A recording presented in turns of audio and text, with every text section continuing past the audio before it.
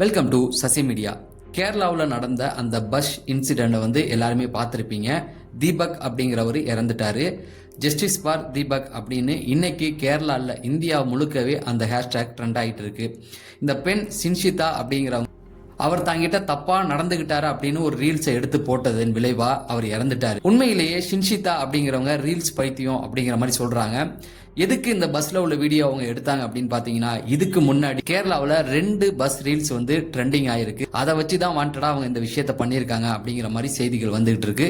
இதோடைய உண்மைத்தன்மை என்ன அப்படிங்கிறது தான் இந்த வீடியோல பார்க்க போறோம்.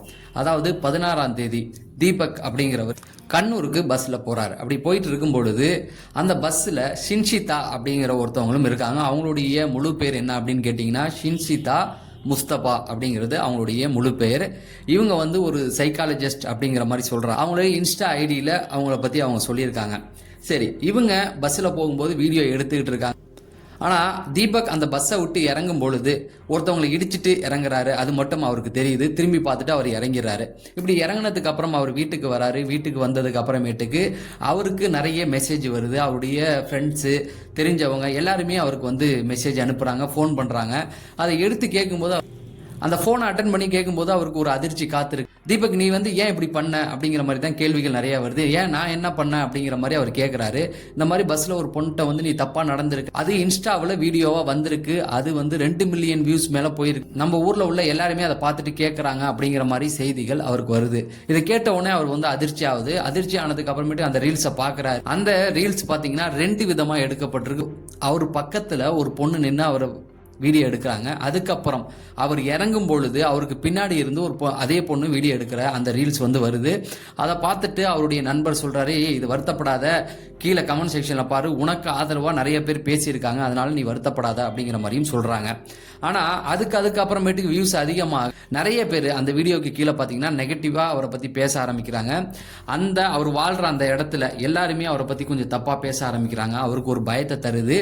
இவருக்கு இந்த சொசைட்டியை நம்ம இனிமே எப்படி பார்க்க முடியும், இது வீட்டுக்கு தெரியும், வீட்டுக்கு தெரிஞ்சா வீட்டில் உள்ளவங்க என்ன பண்ணுவாங்க அப்படிங்கிற மாதிரி நிறைய எண்ணங்கள் ஓட ஆரம்பிக்குது. அடுத்த நாள் காலையில் வீட்டுக்கு போறாரு. வீட்டில் ரூமை விட்டு வெளியில வரல.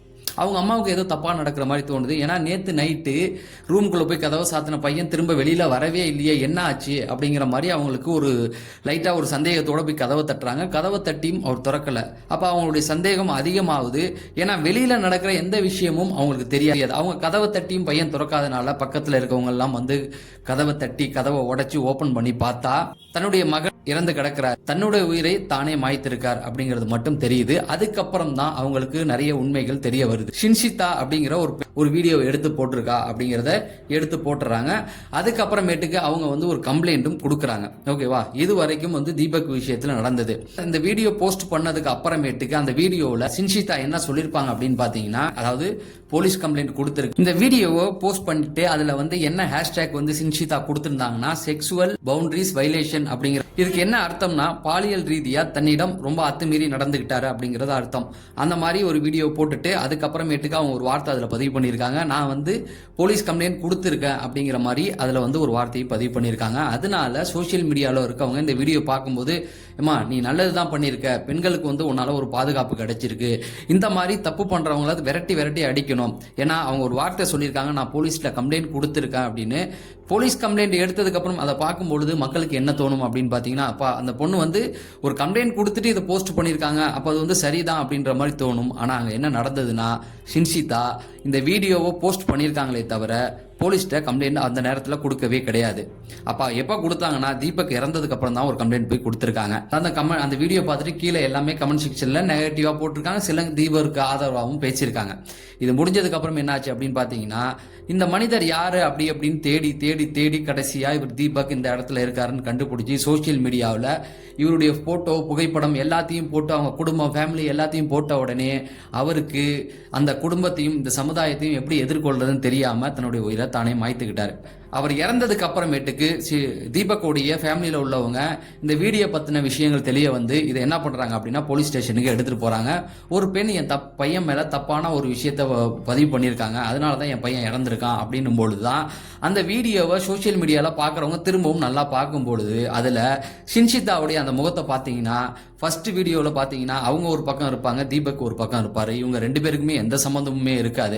அதுக்கப்புறம் ஷின்ஷிதா அந்த வீடியோவில் பின்னாடி நின்று ஒரு வீடியோ எடுத்துக்கிட்டு இருப்பாங்க. அந்த இடத்துல பஸ் நின்று எல்லாமே இறங்குறாங்க.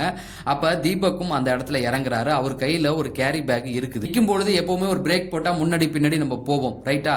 கீழே இருக்கிற ஒரு பொருளை நம்ம குமிஞ்சு எடுக்கும் பொழுது நம்ம கை பின்னாடியும் முன்னாடியும் வரும். அந்த மாதிரி ஒரு நிலைமையில தான் தீபக் வந்து போறாரு.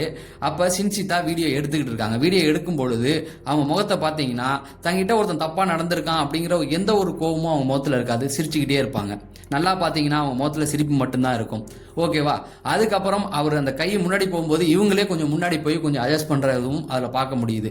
இது எல்லாத்துக்கும் மேலே இந்த பக்கம் அவருக்கு ஆப்போசிட் சைடில் நீங்கள் நல்லா பார்த்தீங்கன்னா அந்த இடம் காலியாக தான் இருக்கும். ஏன் அவங்க அங்கே நிற்காம இந்த இடத்துல நிற்கிறாங்க அப்படிங்கிற மாதிரியான நிறைய கேள்விகள் சோஷியல் மீடியாவில் வர ஆரம்பிச்சிச்சு. திரும்பவும் ஷின்ஷிதாவை பார்த்து கேட்க ஆரம்பித்தாங்க. இப்போ ஷின்ஷிதா ஒரு வீடியோ ரிலீஸ் பண்ணுறாங்க. என்னன்னா, நான் பண்ணது தப்பு கிடையாது, அவர் பண்ணது தான் தப்பு, அவர் பண்ண தப்பை தான் நான் எடுத்து போட்டிருக்கேனே தவிர என் மேலே எந்த தப்பும் இல்லைன்னா ஒரு தெனாவட்டான ஒரு பதிலை கொடுத்துருக்காங்க. அது மட்டும் இல்லாமல் அப்போ இன்னொரு விஷயத்தையும் அவங்க வந்து பதிவு பண்ணுறாங்க. முதல் வீடியோவில் நான் கம்ப்ளைண்ட் கொடுத்தேன்னு மட்டும் தான் பண்ணாங்க. ரெண்டாவது வீடியோவில் இன்னொரு பெண்ணையும் அவர்கிட்ட வந்து அவர் தப்பாக நடந்தார், இன்னொரு பெண்கிட்ட தப்பாக நடந்ததை பார்த்து தான் நான் இந்த மாதிரி பண்ணேன் அப்படிங்கிற மாதிரி கேட்டாங்க. அப்போ சோஷியல் மீடியாவில் இன்னொரு பெண்கிட்ட தப்பாக நடந்தால் அந்த பொண்ணை பற்றி நீ ஏன் முதல் வீடியோவில் பேசல, அந்த பொண்ணு யாரு, ஒரு பெண்ணுக்கு தப்பு நடக்கும்பொழுது அந்த பொண்ணுக்காக ஏன் குரல் கொடுக்கல அப்படிங்கிற மாதிரி கேள்வி கேட்டிருக்காங்க. உன் வீடியோவில் அந்த பொண்ணுடைய போட்டோவையும் எடுத்து போட்டு அந்த பொண்ணையும் கேட்டிருக்கலாம்ல, அவர் இடிச்சதுக்கு அப்புறமா தான் அந்த பொண்ணு அவர் வந்து உன்னை இடிச்சார்ல சொல்லு, சோஷியல் மீடியாவில் இந்த வீடியோ போட போறேன் அப்படிங்கிற மாதிரி நீங்க கேட்டிருக்கலாமே, ஏன் கேட்கலன்ற மாதிரி நிறைய கேள்விகள் அவங்க முடி கேட்கப்பட்டுச்சு.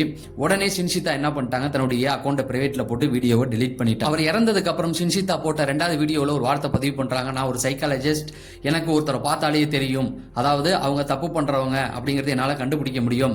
அவருடைய முகத்தை பார்த்தாலும் அவருடைய நகையை பார்க்கும்போது அவர் தொடர்ந்து நான் பல பேர்கிட்ட பல விதமாக தப்பு பண்ணியிருப்பாருன்னு எனக்கு நல்லாவே தோணுச்சு அப்படிங்கிற மாதிரி வார்த்தைகளை பதிவு பண்ணதும் அங்கே இருக்க மக்களுடைய கோபத்தை அது தூண்டுச்சு. ஆகா, முதல்ல இந்த பொண்ணுக்கு நம்ம சப்போர்ட் பண்ணது தப்பு. ஏன்னா இந்த பொண்ணு வந்து ஒருத்தர் இறந்துருக்காரு, அந்த இறந்ததை கூட அவங்க ரொம்ப தரகுறவா பேசினது மட்டும் இல்லாமல் தன்னை பற்றி தானே பெருமையாகவும் பேசிக்கிற மாதிரியும் இருந்தது. அதுக்கப்புறம் அந்த வீடியோவில் அவங்களுடைய நடந்துகிட்ட மூவியும் பார்த்தா 2 வீடியோவை எடுத்து கட் பண்ணி ஒன்று சேர்த்துருக்காங்க அப்படிங்கிறது தெரியுது. அதாவது கடைசியில் அவர் இறங்கும் போது இடிக்கும் போது இவங்க முகத்தில் சிரிப்பு தெரியுதெல்லாம் பார்க்கும்பொழுது இவங்க மேலே தான் தப்பு இருக்கு அப்படின்னு சொல்லி இவங்க மீடியாவில் இவங்களை பற்றி கமெண்ட் வர அவங்க பிரைவேட்டில் போட்டு வீடியோவை டெலீட் பண்ணிட்டாங்க. அதுக்கப்புறம் என்ன அப்படின்னு பார்த்தீங்கன்னா இவங்களை பற்றி நிறைய விசாரிக்க இவங்க சோஷியல் மீடியால நிறைய ரீல்ஸ் போட்டிருக்காங்க. அது நிறைய வீடியோக்கள் வந்து வைரல் ஆயிருக்கு. அதே போலதான் அவங்க இதையும் பண்ணியிருக்காங்க. ஏன்னா தீபக் அவர்கள் ஒரு இடத்துல அந்தாண்ட நிப்பாரு ஃபர்ஸ்ட் வீடியோல. ரெண்டாவது வீடியோல பாத்தீங்கன்னா அவர் திரும்பி இறங்கி போவாரு. போகும்போது என்ன நடக்குதுன்னு கூட அவருக்கு தெரியாது. போற அவசரத்துல ஏதோ நடந்திருக்கு, அவர் இறங்கி போறதுதான். அதை எடுத்து இவங்க ஒரு கண்டென்ட்டா ட்ரை பண்றாங்க. அவர் இறங்கும் போது அவர் கை மேல படுறது உண்மைதான், அது தெரியாம பட்டதா கூட இருக்கலாம். இவங்களா முன்னாடி போய் கொஞ்சம் வளைஞ்சி இடிக்கிற மாதிரிலாம் நிறைய விஷயங்கள் பண்றாங்க. இவங்க கண்டென்ட்டுக்காக தான் பண்றாங்க அப்படிங்கிற மாதிரியும் வந்தது. ஏன்னா கேரளாவை பொறுத்த வரைக்கும் கடந்த 2 மாதங்கள்ல 2 வீடியோக்கள் வைரல் ஆயிருக்கு. அதாவது ஒரு சின்ன பொண்ணு உட்காந்துருக்கும், ஒரு வயசானவர் வந்து பக்கத்துல உட்காந்துருப்பாரு. அவரு அந்த பெண் உட்காந்துருக்கும் பொழுது அந்த இடத்துல அவர் எங்க பார்க்க கூடாதோ அங்க வந்து வேணுக்குனே பார்த்துக்கிட்டு இருப்பாரு. அதை அந்த பொண்ணு வந்து வீடியோ எடுத்து போட்டு அது ரொம்ப வைரல் ஆச்சு. அடுத்தது இன்னொரு வயசானவர் தான் இன்னொரு பொண்ணு பக்கத்துல உட்காந்து தன்னுடைய கையால அந்த பொண்ணை இடிச்சுக்கிட்டு இருப்பாரு. இதுவும் பஸ்ல நடந்ததுதான். அந்த வீடியோவும் அந்த பொண்ணு எடுத்து சோசியல் மீடியால போட்டு அதுவும் பெரிய வியூஸ் வந்தது அப்படின்றத சொல்றதை விட மக்கள் அவங்களுக்காக குரல் கொடுத்தாங்க. ஏன் வயசானவங்க இந்த சின்ன பொண்ணுகள்கிட்ட ஏன் இப்படி நடந்தீங்கன்னா அவங்களுக்கு ஒரு நியாயம் கிடைச்சது. அதே போர்வையில் இந்த ஷின்ஷிதா அவர்களும் தனக்கு இந்த மாதிரி ஒரு இன்சிடென்ட்டை தானே கிரியேட் பண்ணி ஒருத்தவங்க மேல தப்பு இருக்க மாதிரி காமிச்சு நான் வந்து நல்லவ அப்படிங்கிறத காமிக்கிறதுக்காக ஒரு வீடியோ ட்ரை பண்ணியிருக்காங்க அப்படிங்கிற மாதிரி சோஷியல் மீடியால பேச ஆரம்பிச்சிட்டாங்க. தீபக் உடைய குடும்பத்தை சார்ந்தவங்க எல்லாருமே சேர்ந்து மேல ஒரு வழக்கு தொடுத்திருக்காங்க. போலீஸ் வந்து அவங்கள வந்து அரெஸ்ட் பண்ணதா ஒரு செய்தி வந்துகிட்டு இருக்கு. இப்ப தீபக்கான நியாயங்கள் பேசப்படுது. அதாவது ஜஸ்டிஸ் ஃபார் தீபக் அப்படிங்கிற ஹேஷ்டாக் இந்தியா ஃபுல்லா ட்ரெண்டிங்ல இருக்கு. அவருக்காக நிறைய பேர் குரல் கொடுக்கறாங்க. ஆனா அதை பார்க்க அவர் இல்லை. அதாவது தீபக் அவர்கள் ஏன் இறந்தார் அப்படின்னு பார்த்தீங்கன்னா இந்த சமுதாயத்தை நம்ம எப்படி ஃபேஸ் பண்றது, இப்படி ஒரு குற்றச்சாட்டு நம்ம மேல வச்சுட்டாங்களே, இந்த ஊர்ல உள்ளவங்க எல்லாருமே இனிமேல் நம்மள அப்படித்தானே பார்ப்பாங்க, இந்த சமுதாயத்தில் நமக்கான ஒரு நல்ல பேர் போயிடுச்சு அப்படிங்கிற ஒன்றும் அந்த வீடியோ பார்த்து அந்த வீடியோக்கு கீழே அவங்க போட்ட கமெண்ட் செக்ஷன் எல்லாம் பார்த்து பயந்து போய் தான் இனி இந்த சமுதாயத்தை நம்மளால எதிர்கொள்ள முடியாது, நமக்கு ஒரு ஸ்டாம்ப் குத்திடுவாங்க, இது நம்ம வீட்டுக்கு தெரியும், வீட்டில் உள்ளவங்களும் நம்மளை தப்பாக தான் பார்ப்பாங்க அப்படிங்கிற ஒரு எண்ணத்தில் மற்றவங்களை சந்திக்க முடியாம தான் அவர் வந்து இந்த ஒரு முடிவை எடுத்திருக்காரு. அவருக்கான ஜஸ்டிஸை வந்து எங்கேயோ பிறந்த தீபக்காக நான் ஒரு வீடியோ இங்கே போடுறேன் இல்லையா, ஆனால் என்ன பிரயோஜனம், அவர் இறந்துட்டார். என்ன இருந்தாலும் ஷின்ஷிதா பண்ணது ஒரு தப்பு தான். அவர் தப்பே பண்ணியிருந்தாலும் அவங்க முதல் சொன்னாங்கல்ல நான் போலீஸ்கிட்ட போயிருக்கேன், அவங்க போகவே இல்லை. ஒருவேளை அங்கே இருக்க கண்டக்டர் கூட்டம் அவர் என்கிட்ட தப்பாக நடந்துக்கிறாரு, இந்த பொண்ணையும் தப்பாக நடந்துன்னு சொன்னால் அந்த கண்டக்டர் போலீஸ் ஸ்டேஷனில் ஒப்படைச்சிருப்பாங்க. பஸ்ஸில் இருக்கிறவங்களும் அவங்களுக்கு அவர் நியாயத்தை கேட்டிருப்பாங்க. ஆனால் அவங்க தப்பாக ஒரு வீடியோ எடுத்து அதை எடிட் பண்ணி சோஷியல் மீடியாவில் போட்டு இப்போ தீபக்குடைய வாழ்க்கையும் முடிஞ்சிருச்சு, இவங்களுடைய வாழ்க்கையும் கேள்விக்குறியாக இருக்குது. நல்லா யோசிச்சு பாருங்களேன். இனிமே ஏதோ ஒரு சந்தர்ப்பத்தில் ஏதாவது ஒரு பொண்ணு வந்து ஏதோ ஒரு ஆபத்தான ஒரு சூழ்நிலை ஒரு வீடியோ எடுத்து எனக்கு இப்படி ஒரு ஆபத்து நேர்ந்திருக்குன்னு அதை போட்டால் கூட வெளியில் இருக்க நம்ம சந்தேகமாக தான் பார்ப்போம். காரணம் என்னன்னு கேட்டிங்கன்னா, ஒரு 3 மாதத்துக்கு முள்ள ஷின்ஷிதான ஒரு பொண்ணு இப்படி தாங்க போட்டு ரீல்ஸ் போட்டு வியூஸ் வர வைக்கிறதுக்காக அந்த பொண்ணு அப்படி பண்ணுச்சுன்னு இந்த பொண்ணையும் நம்ம சந்தேகமாக பார்க்குற ஒரு சூழல் தான் உருவாகும். ஸோ இது என்னுடைய கருத்து. உங்களுடைய கருத்துக்களை கமெண்ட் செக்ஷனில் சொல்லுங்கள். நம்ம அடுத்த வீடியோவில் சந்திப்போம்.